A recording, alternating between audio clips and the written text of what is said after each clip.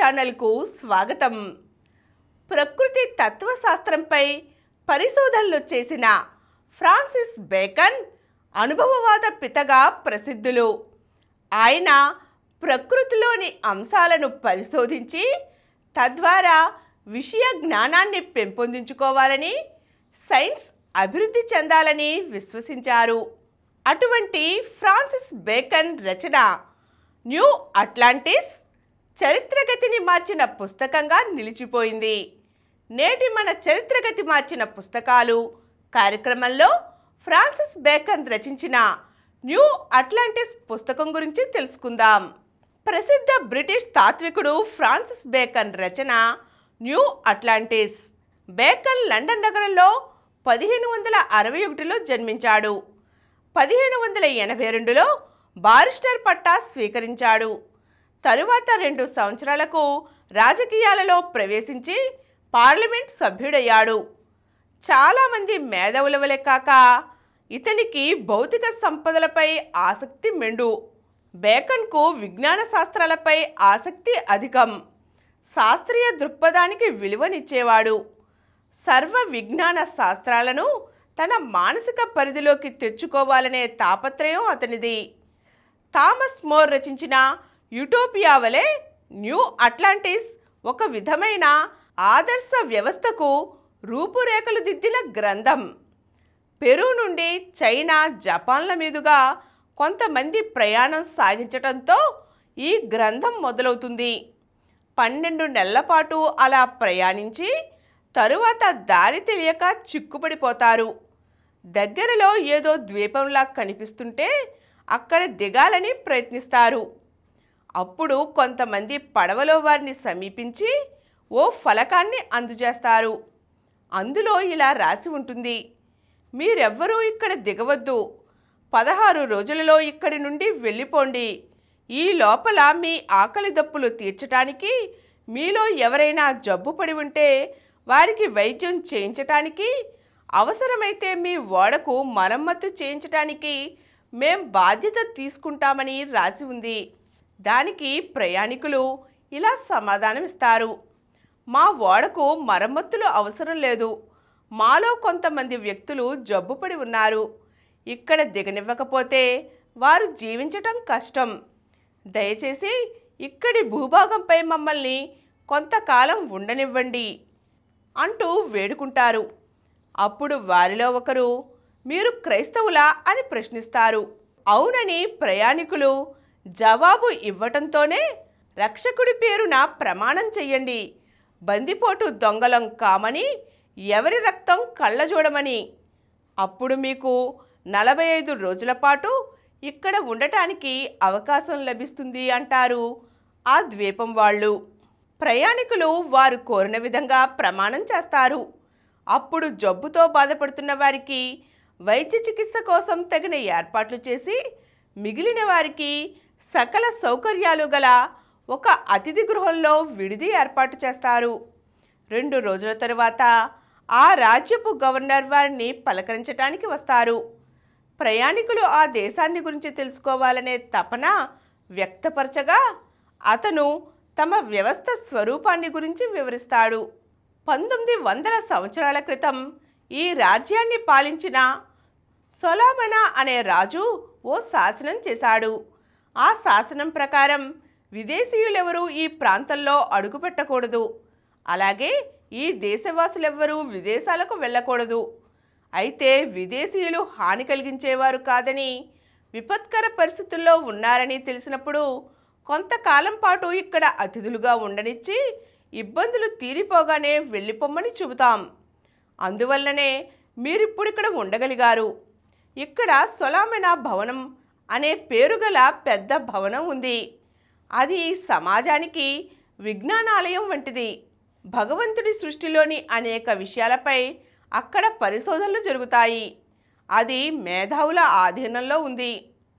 2-3 సంవత్సరాలకొకసారి అందులో పనిచేసే కొంతమంది మేధావులు విషయ పరిజ్ఞానం కోసం విదేశాలకు వెళ్ళటానికి సదరు శాసనంలో వీలు కల్పించబడింది అని గవర్నర్ అక్కడి నుండి సెలవు తీసుకుంటాడు. తరువాత ప్రయాణికులు నగరంలో ఓ ఇంట్లో జరుగుతున్న ఒక ప్రత్యేక తరహా విందుకు హాజరవుతారు. 3 సంవత్సరాల వయసు దాటిన 30 మంది వారసులున్న వారెవరైనా ప్రభుత్వ ఖర్చుతో సంవత్సరానికి ఒకసారి విందు చేయవచ్చు. అలాంటి విందుకే వీరు హాజరవుతారు. విందు పూర్తయిన తరువాత ఆ ఇంటి పెద్ద తన వారసుల్ని ఒక్కొక్కరినే పిలిచి కానుకలు అందజేసి ఆశీర్వదిస్తాడు. తరువాత 4 రోజులకు నగరంలోని ప్రముఖ యూదు వర్తకుడు బోయాబిన్ను ప్రయాణికులు కలుసుకుంటారు. అతన్ని కొన్ని ప్రశ్నలు అడుగుతారు. పైకోవకు చెందిన విందుల గురించి, వివాహ వ్యవస్థ గురించి అడిగి తెలుసుకుంటారు. ఇక్కడ జనాభా పెరగవలసిన అవసరం ఉంది. ఎక్కువ మంది సంతానాన్ని కలిగి ఉన్న వారిని ప్రోత్సహించడం కోసమే ప్రభుత్వ ఖర్చుతో ఇలాంటి విందులు ఏర్పాటు చేస్తున్నారు. అయితే వివాహ వ్యవస్థకు ఇక్కడ ఎంతో విలువనిస్తారు. పడుపు వృత్తి కంచు కాగడా వేసి వెతికినా కనిపించదు. పెళ్లికి ముందు కానీ తరువాత కానీ వివాహేతర లైంగిక సంబంధాలను కలిగి ఉండటం నీచంగా భావిస్తారు. భార్యాభర్తలు కాబోయే యువతీ యువకులకు పరస్పర పరిచయాలు జరుగుతాయి. తరువాత నెల రోజులు గడువు ఇవ్వబడుతుంది. ఆ నెల రోజుల్లో ఒకరినొకరు అర్థం చేసుకోవటానికి అవకాశం లభిస్తుంది. తరువాత పెళ్లి జరుగుతుంది. ఎక్కువ శాతం వివాహాలు పెద్దలు నిర్ణయించేవే. ప్రేమ వివాహాలు లేవని కాదు, అయితే వాటిని అంతగా ప్రోత్సహించరు. ప్రేమ వివాహాలు చట్టరీత్యా చెల్లుబాటు అవుతాయి.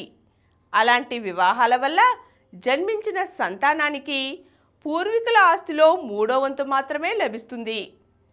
సొలొమోను భవనానికి చెందిన ఒక గొప్ప మేధావి 12 సంవత్సరాల పాటు విదేశీ యాత్రలు చేసి తిరిగి వచ్చాడని, మరుసటి రోజు రాత్రి అతన్ని కలుసుకుందామని యూదు వర్తకుడు తెలియచేస్తాడు. ఆ ప్రకారమే ప్రయాణికులు ఆ మేధావిని కలుస్తారు. మీలో విఘ్నుడైన వారినొక్కరిని నా గదిలోకి పంపండి, అతనితో ఈ భవనానికి సంబంధించిన విషయాలు ముచ్చటిస్తానంటూ ఆ మేధావి చెబుతాడు.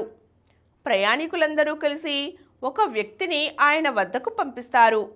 అప్పుడు ఆ మేధావి వస్తువుల చలనానికి, విశ్వ చైతన్యానికి మూల కారణాలను శోధించడం, మానవుడి విజ్ఞాన సామ్రాజ్యపు సరిహద్దులను విస్తరింపచేయటం మా ధ్యేయం.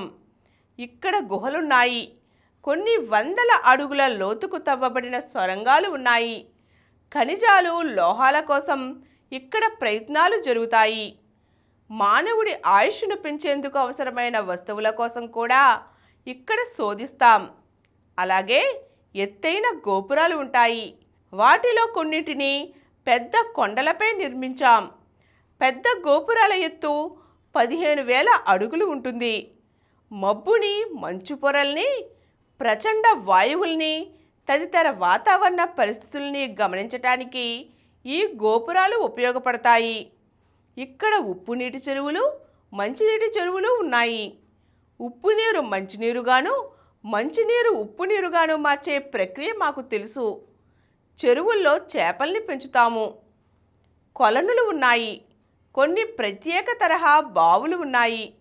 ఆ బావుల్లో నీళ్లు తాగితే ఆరోగ్యం మెరుగుపడుతుంది, ఆయుష్ పెరుగుతుంది. పండ్ల తోటలు, పూల తోటలు ఇక్కడ సమృద్ధి. వీటిని పెంచటం కేవలం సౌందర్య దృక్పథంతో కాదు, మానవుడి ఆరోగ్యాన్ని మెరుగుపరచటానికే. వైద్యానికి పనికి వచ్చే మూలికలనిచ్చే వృక్షాలు ఉన్నాయి. ఆ వృక్షాల మీద నుండి వచ్చే గాలి మానవ ఆరోగ్యానికి మేలు కలిగిస్తుంది. అందుకే ఆ వృక్షాలకు చేరువలో కొన్ని ఇళ్ళు నిర్మించాం. జబ్బు పడ్డ వారిని కొంతకాలం పాటు అందులో ఉంచుతాం. పలు రకాల పశువుల్ని, పక్షుల్ని పెంచుతాం. పక్షుల కిలకిల రావాలు వినేందుకు కాదు, కొన్ని రకాల ఆహారానికి ఉపయోగపడతాయి. మిగిలిన వాటిని విజ్ఞాన శాస్త్ర పరిశోధనలకు ఉపయోగించుకుంటాం. వివిధ శబ్దాలపై పరిశోధన చేయటానికి కొన్ని పరిశోధనాలయాలు ఉన్నాయి. వివిధ ధ్వనుల కలయిక వల్ల మాధుర్యం ఏ విధంగా ఉద్భవిస్తుందో పరిశోధిస్తాం. అలాగే మధుర నాదాల్ని పలికించే సాధనాలపై పరిశోధన ఉంది. పరిమళాలు విరజిమ్మే పలు రకాల పుష్పాలు, వాటి నుండి తీయబడే నూనెలపై పరిశోధనలు ఉన్నాయి. ఈ సువాసన కేవలం ఆఘ్రాణించటానికే కాదు, భుజించటానికి కూడా. ఆ నూనెలతోనే స్వీట్లు, మాంసం, రొట్టెలు తదితర పదార్థాలని తయారు చేస్తాం. కొన్ని పరిశోధనాలయాల్లో కేవలం యంత్రాలపై పరిశోధన చేస్తాం. పక్షుల్లా గాలిలో ఎగరగలిగే యంత్రాలను తయారు చేయాలని చూస్తున్నాం. త్వరలో విజయం సాధిస్తాం అంటూ వివరిస్తాడు. ఈ విధంగా ప్రకృతిని గమనిస్తూ పరిశోధనలు జరిపితే మానవుడికి ఆరోగ్యం, క్షేమం, సంపద కలుగుతాయని ఫ్రాన్సిస్ బేకన్ విశ్వసించడమే ఈ న్యూ అట్లాంటిస్ పుస్తకం ద్వారా ఒక సరికొత్త ఆదర్శవంత వ్యవస్థను మన కళ్ళ ముందు ఉంచుతుంది. అదండి ఫ్రాన్సిస్ బేకన్ రచించిన న్యూ అట్లాంటిస్ పుస్తకంలోని వివరాలు. ఈరోజు మనం న్యూ అట్లాంటిస్ గురించి తెలుసుకున్నాం కదండి. మరో చక్కని పుస్తకంతో మళ్ళీ కలుద్దాం. ఈ కార్యక్రమం మీకు ఎంతో నచ్చింది కదా. ఇటువంటి మరిన్ని వీడియోల కోసం అనతి కాలంలోనే 20 కోట్ల వ్యూస్ సాధించిన సమరం ఛానల్ సమర్పించు సమరం ప్రగతి ఛానల్కు సబ్స్క్రైబ్ చేయండి, లైక్ చేయండి, మీ ఫ్రెండ్స్కి షేర్ చేయండి. అలాగే ప్రక్కనున్న గంట సింబల్ని ప్రెస్ చేయడం మర్చిపోకండి.